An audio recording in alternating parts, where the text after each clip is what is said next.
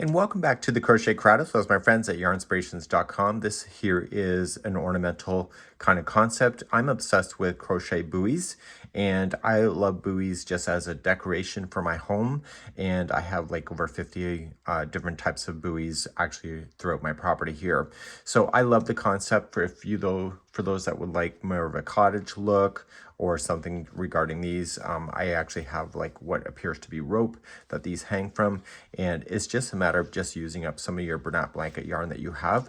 We're going to be going into a continuous round. I'm going to show you some tips here, because when we get all the way around, the actual slip stitch, or sorry, the actual join changes like this. And when I join the new colors, I want to keep an eye on what's below and making sure that I can keep things in order. So normally if you're finishing here, by the time you get up here, it's over here. So when I start the next color, I look here and I go there. I know.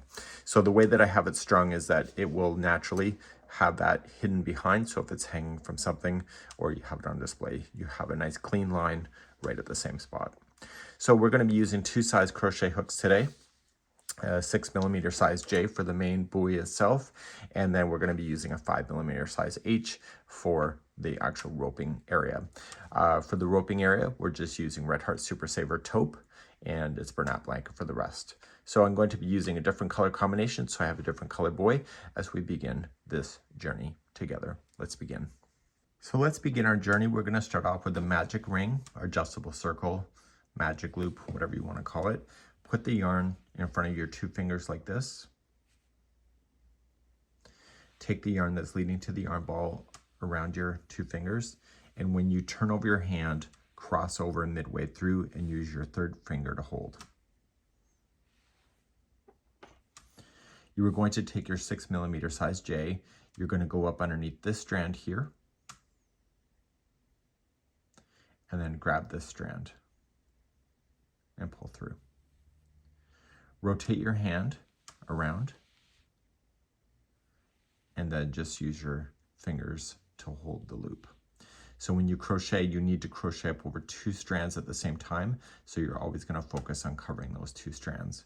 I want you to chain 1 to lock that loop so it won't come out, and when you go to crochet, I need you to crochet over those 2, and we're going to start off with round number 1. We're going to start by putting 6 single crochet into the center of this magic loop or adjustable circle, and just 6 single crochet. So we're going to count. So 1, 2, 3, 4, 5, and 6. Now pull this loop up like so, and leave it, and turn this to the back side, and carefully with your hands, because this stuff can snap if you pull too hard, you're just going to just help it by just pinching down here, but not pinching this, just the tops, and you're just going to pull that strand into position.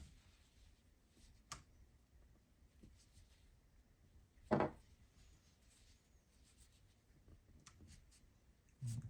there we go. Takes a bit of practice, and I need you to put this through a tapestry needle to secure it. If you do not use the tapestry needle, guarantee it's going to come out. So you're just going to put it through a tapestry needle, and continuing with the back side, just weave it in and out of the back a total of 3 times. So we have 1, pull tight the first time so it keeps that center closed, and then you're going to go through a second path, 2nd time, and if you want to do it 4 times, you can. It doesn't really matter too much. 3 times is good enough. Once you have that done, this will be on the inside, so you don't have to be too careful about snipping this closed, or snipping this, but we're going to take care of that in a second. Back with my scissors, just snip. I left them on my real desk. Okay, so we'll get rid of this out. So I'm going to want a spare piece of yarn right at this time, and I'm going to use that to create a stitch marker. So in order to do that, the last stitch that you're currently in, just don't go into this loop, go to the stitch that it's coming out of. And that will be the last stitch of the round. And so as you're moving up, you're always going to move this strand up so you can always see the last one, because what we're going to do is a continuous circle. Put this back onto your hook, tighten it back down, and we're ready for round number 2. So we're going to start our continuous round. Now in person I can see it, I don't know if you can at home, but there's 6 single crochets. So there's 1, 2, 3, 4, 5, and 6. And I always count it backward like that when I'm doing a continuous round. So I'm going to use the first one here, and I'm not going to chain 1, I'm just going to go in a continuous circle and start placing 2 single crochet into that one. So what I do is I count to myself. I say this is the 1, and then I'll do it again, and this is 1. And then I move to my next stitch. It's easier to see in person. And then this is 2 and 2. So by the time I get to here, this should be the 6 of 6. So the next one is going to be 3 and 3. This is how I count if you're not watching me. And the next one is 4 and 4. The next one is 5 and 5. And I promised you this one is the 6th one. So this is 6 and 6. So what you're going to do once you've come all the way around and you've used this one, you are going to just insert your hook into where this is coming out of and just pull through. Now I wouldn't pull it all the way through, I'd continue a line, and as you're needing more you can just pull up, and it will allow you, if you ever have to backtrack, you'll know exactly what the start of each round will be if you do that. So let's move on to round number 3 next. So moving on to round number 3, I'm going to give you this set of instructions. You're going to do it, hopefully. So you're going to start off, so the next stitch will be 1 single crochet, okay, and then the next stitch is 2 single crochet into the same one. Once you get established and it gets easier to hold, I have issues with my hands going on right at the moment, so it's harder for me to hold when it's a small project, but it will get bigger in no time. So the cycle is 1 into the first one, 2 into the next one. So to repeat the cycle, it's 1 into the next one, and then 2 single crochet into the next. Okay, and I'm going to do that throughout this whole tutorial just to show you how it kicks off and do it all the way around. So the next one is 1, and then the next one is 2. So the way that I've written the pattern is that when there's an increase like this, the last one that is marked with the stitch marker always has the extra one in it, so it has that 2. So the next one is 1, and the next one has 2. Okay, and it's 1, and the next one has 2. I seem to be crocheting tight today. So the next one has 1, and the next one has 2.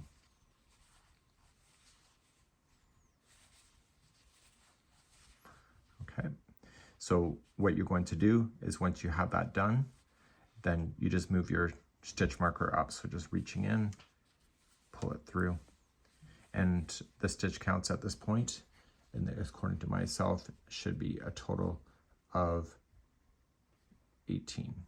Okay, round number 4, I'm going to give you the cycle. You're going to do it and get right to the end, move your stitch marker up, and then get ready for the next round. So in this cycle, then there's 1 by itself, and then the next one is 2, and that's by itself. So the first 2 are by themselves, and then the third one has 2 single crochet in it, okay, for the increase. So to repeat the cycle, the first 2 have just 1. So I say to myself 1, and the next one has 1, and the next one has then 2. However it's easiest for you. So there's 2 by itself, and then 1 shares. Please do this all the way around for round number 4. Let's move on to round number 5. Here's the cycle. The first 3 are by itself. So we have 1, and 2, and 3 are all by itself. And then the next one has 2. And that's your cycle all the way around. So 3 by itself, and then 2 into the next. Please do that for round number 5. Round number 6, here we go. The first 4 are by itself, so we have 1, 2, 3, and 4, and then 2 into the next one. So to repeat the cycle is the first 4 are by themselves and 2 into the next. Please do this around for round number 6. Okay, round number 7, we're going to use the back loops only just for the round to help it turn and bend. So when you start, when you go into both loops, that's considered a stitch, but if you separate it and go into the furthest loop away of the grouping of 2, that's just the back loop and it creates a front line. So you don't need to count, you just have to put in a single crochet into the back loop of each one all the way around, and you'll see that a line will appear on the front because you're only using the back loop. Okay, and this helps fabric in crochet to be able to bend, and that's what we're looking for, to really get that thing to turn. Okay, so there will be a line that will appear right there. Please do this around for round number 7. Rounds number 8, 9, and 10 are all the same, and I'll have you do all 3 rounds. And so you'll move the stitch marker every time you pass. So just use the regular stitches now and just do 1 single crochet in each stitch all the way around. And you're going to do this for round number 8, 9, and 10. So when you're done that, just pick me back up and just continue to work along with me. And this will really start to really bowl up and exactly form the shape of your buoy. So let's begin to continue to do this, and I will see you at the end of number 10. Okay, I'm now ready for number 11. So I moved up my stitch marker. You can see that this is getting shorter. I can just pull up on this and give it more distance, but I don't want to take everything out. Okay, so I don't mind it coming up from here, but I want to keep the last several rows so I can see where I am. So let's begin number 11. So we have 5 in a row. So 1, 2, 3, 4, and 5, and then 2 into the next. And that's going to be your cycle all the way around. So 5 in a row, 2 into the next. Please do this all the way around for round number 11. Okay, rounds number 12, 13, and 14 are all the same. They're just 1 single crochet in each, going all the way around. So what I need you to do is to do that, and I'm going to meet you at the end of the 14th round to show you how to finish this color, and then we're going to begin the vintage white after that. So do 3 rounds of single crochet, and I'll be right back. So I just completed up to round number 14. So what I'm going to do is slip stitch into the next one, so just through and through. This is still a stitch, but what it's going to do is it's going to make it more even, and so then you're going to trim it, okay, and then just pull that through. Okay, and you can leave that tail on the interior of there. So what we need to do then is to restart then a new color as we begin round number 15. In my case, it'll be vintage white. So we're going to start off with vintage white on the hook. And right where the next one after we've done the slip stitch is where I want you to start. Okay, this is the slip stitch, start right here. And insert it in. And you may want to trap this inside those stitches as well. So just wrap around and pick it up and pull through pull through the stitch, and then you got 2 loops pull through there. That's a standing single crochet. So what you need to do is that we're going to go all the way around with this. Okay, and I'm coming over top of the 2 colors at the same time, so it's getting buried in, and then just when you think you have enough, just toss it to the interior. You don't really have to worry about cutting anything like that. So go all the way around, single crochet for round number 15 with the new color. So when I'm coming all the way around, I'm focused on the last stitch before I started. It's not where the stitch marker was. And we're going to move that stitch marker over to match where the last one is. Okay, so that slip stitch here is considered a stitch. Okay, so that would be my last stitch. So even though it's coming down a little bit, because we're going in a continuous round, it naturally does that. So move your stitch marker up, and we're going to continue on to round number 16 next. Round number 16, start with the very first one and just continue to single crochet all the way around to the stitch marker and move your stitch marker up, and I'll see you on round number 17, and we're going to start decreasing it to create that teardrop shape that you see in the main picture. Let's begin to do that next.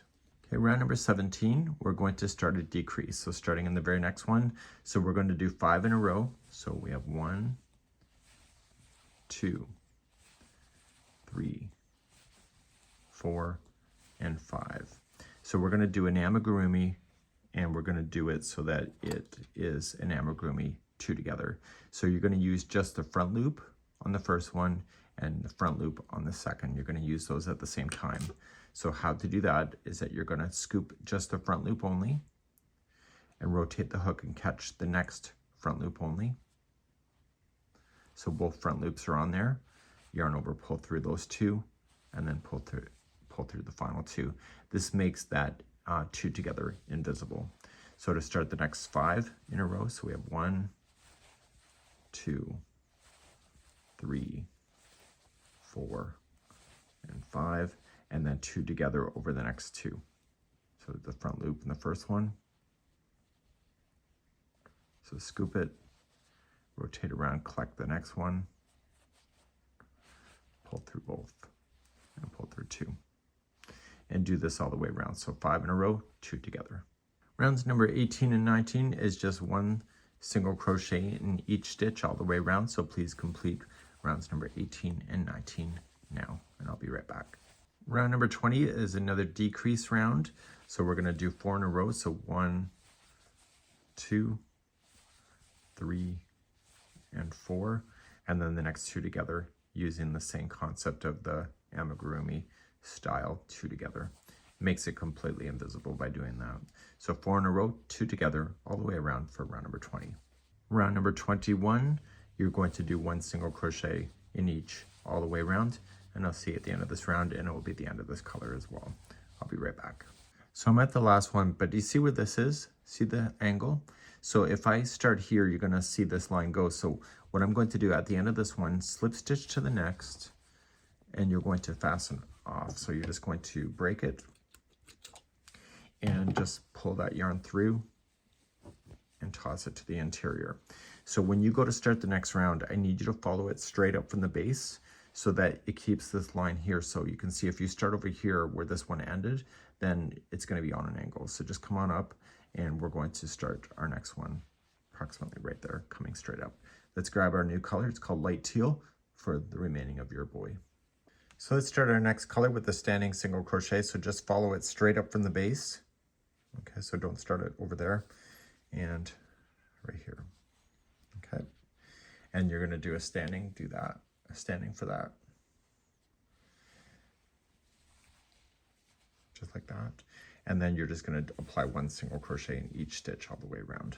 So please complete this for round number 22. You can see that I'm going up over top of the straggler as well. And then once you got enough of it, just toss it to the interior of your buoy. I'll be right back in a moment. So I'm coming up all the way around, and I still got to use the one with the slip stitch. And that's it. So I'm going to move the stitch marker up. So where it's sitting, I'm going to drag it over to this new spot, and that will count as that. So we're going to start then rounds number 23 to 27.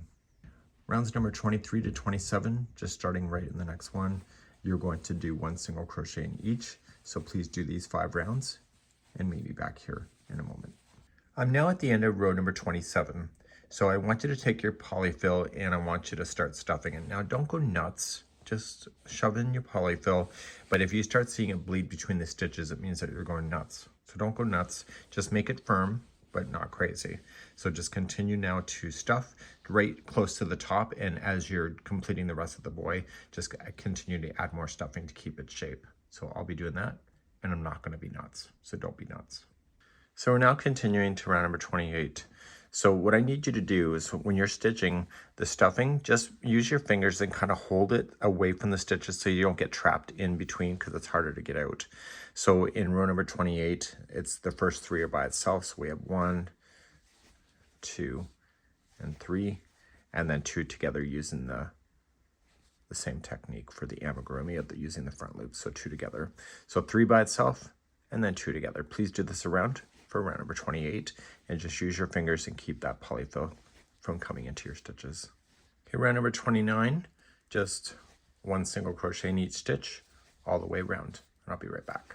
So round number 30 and 31 is just single crochet rounds. So 29, 30, and 31 are just single crochets around. Please do this, and I'll be right back.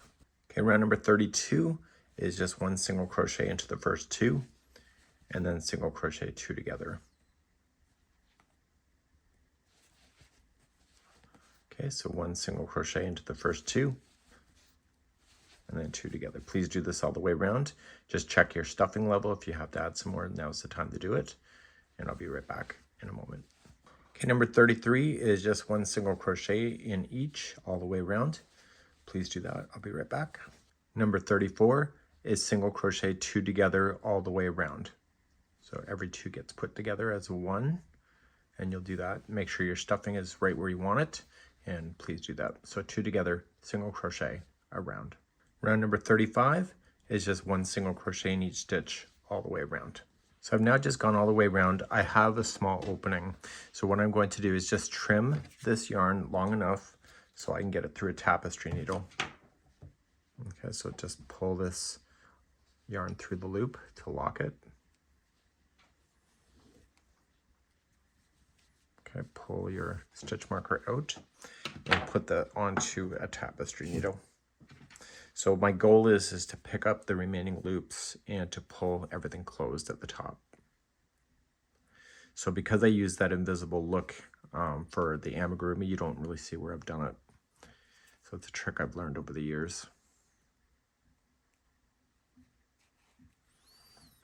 So just go along the outside and start collecting your stitches. And I pull tight at the end after I've gone around, so I don't pull it as I'm doing it. I have a satisfaction of doing that, to be honest. But I also want it to close in on itself on an equal level. So now that I've gone around, just pull it shut. And then just give it a tie at the top. Because it's burnout blanket, you can do that without any issues. And now you're going to just weave it back and forth 3 times.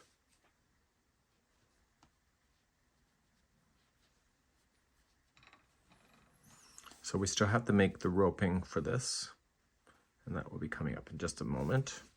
We'll be switching out our crochet hook for that for a 5mm size H, and switching to Red Heart Super Saver and the color called Taupe. So you can use your stuffing, just give it a good squish, get everything in there, and you can see it's pretty cool. So you do see that this came up on a solid line, so when you're displaying it, you have a nice clean edge. And let's begin to do the handle. So the roping is actually Tunisian, and I'm going to show you how to do that. And it's really quite simple. It goes pretty quickly. The rope total is 28 inches long, and then I tied it like this because that's what the Fisher people do. And it's kind of nice, loose, easy. And the length of this can be adjusted if you wanted it longer, if you have a certain need. Let's do that next. So let's get you to do Tunisian, and it's not that hard, and you'll see how it's done. If you've never done Tunisian, hopefully I'll do an okay job. Create a slip knot with your 5mm size H crochet hook to start, and you're going to insert in, and you are going to chain a total of 3. So 1, 2, and 3. You're going to go second chain from the hook and start collecting your stitches in the forward pass. So grab the second loop, okay, second chain from the hook, yarn over, pull through, shift it down the shaft, and then grab your last one going in to the last chain, yarn over, pull through. So you'll only ever have 3 loops on your hook. So when you go and do the return pass, which is to remove the hook, you're going to yarn over it, pull through 1 chain only, or 1 loop only. And now everything is in groups of 2 going back to the start. So yarn over, pull through 2, yarn over, pull through 2. So let's begin again. So you always start with the second one from the edge. This is the first one. Always start here. Insert the hook in behind the vertical. Yarn over, pull through. And then because this is an edge on the other side, just turn it in a way. And when you turn it, it's going to look like a real stitch. So you've got to make sure that there's 2 strands that you see on this side. If you don't, what happens is that the edge looks terrible. So yarn over, pull through. So you're back to 3 again. So to return pass, yarn over, pull through 1 loop, yarn over, pull through 2 is back to the beginning. Forward pass, it's always the second one from the edge. So yarn over, going into the vertical strand, pull through, and then go into your edge. So just turn it slightly to get it, yarn over, pull through. So you're actually going through the chain 1 that you're making to be technically honest. So then we have to go back in the return. So we yarn over, pull through one loop only, and then yarning over, pull through twos back. So forward in the vertical, yarn over, pull through, and the edge, pull through. To return, yarn over, pull through one chain, pull through two and two. So the way that I have you doing it is that this edge and this edge look very similar to each other. And it makes it really slick looking. So all you're just going to do is Tunisian simple stitch yourself until it's approximately 28 inches. And then I'll show you how to bind off, because Tunisian, if you're not aware, is a combination of knitting and crochet at the same time. And I'll be back after 28 inches long has been achieved. And it doesn't take very long at all. It's quick. I'll be right back. When you get to the length that you want, you have to do a forward pass in order to fasten off. So you're going to go behind the first vertical, yarn over, pull through, and through that next loop that was on there. You're going to go into the side there, like you have been, yarn over, okay, and then pull through. Okay, and that's it. So what you want to do is that you want to trim this down. And you don't want to get rid of this yet. You want to feed it through the bag first. And you're going to use this strand to pull this through the bag. And that's going to be our next assignment. So now we have our seam line here in the back. You see it? So we want that completely on the back. And when we go to feed it through, we want it coming through side to side here, so that when this is hanging, that one will be naturally behind the work. So you're going to take your hook and just roughly just go right through where you think it needs to go, and just wrap one of the yarn strands around the hook and pull through. And then firmly pull that through. So you want it, so there's two sides of Tunisian. They look completely different than each other. So when you're pulling it through, you want it to make it look even. So I want this side to be on the outside on both sides. So I don't want any weird twisting going on. So I'm pulling it so that this is about halfway through.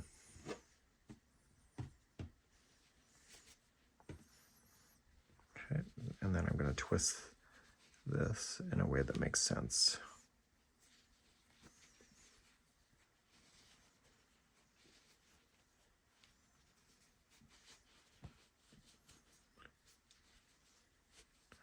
Got it.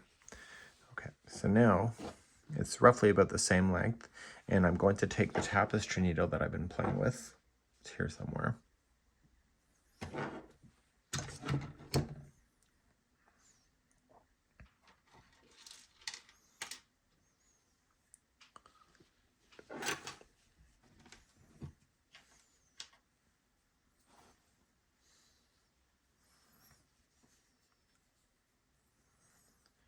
And I want to weave in my ends with the tapestry needle, so just carefully.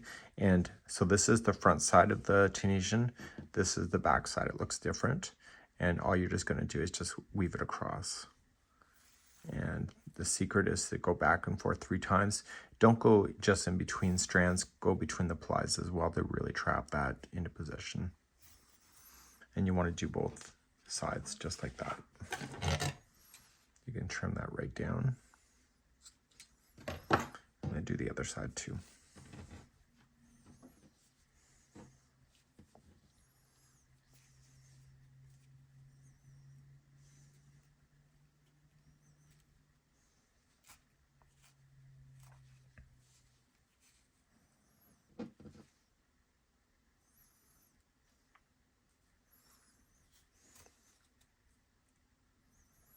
Just continue to weave back and forth.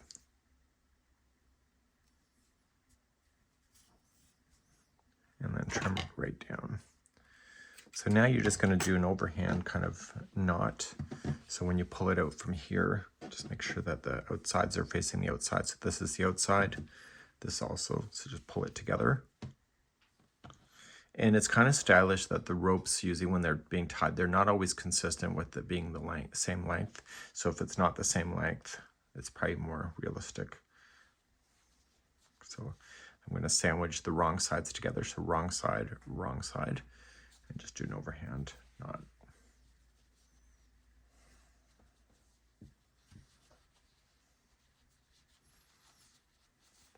So you can make it as long or as short as you want to.